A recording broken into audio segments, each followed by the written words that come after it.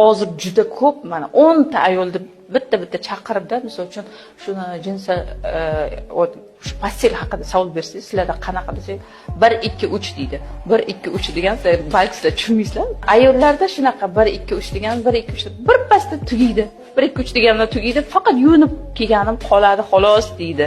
Bu degani erkaklarda hozir testosteron pasayib ketganmi, boshqa narsa, hozir kredit, hammada qarzdor yoki ish ko'pmi, bilmayman, xullas yoki internetdanmi shunaqa bo'lib qolgan. Bir ikki tez o'sha shu uchun ayollar asabiy, onkologik kasalliklarga ko'p ayollar kasallanadi, asabiy bo'lib qolgan, yaxshi uxlamaydi, bolalariga baqiradi, dars qilishiga o'zi sabri yetmaydi.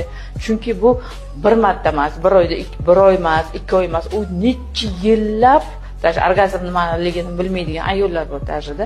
U yillab yig'ilib bechora ayol to'g'ri fikrlamaydigan, xotirasi pasayib ketadigan darajada ko'p kasalliklar kelib chiqadi. Qarachi, bu jinsiy aloqa zo'r bo'lsa, ayol doim yosharib, chiroyli, даже o'ziga qarab yuradi.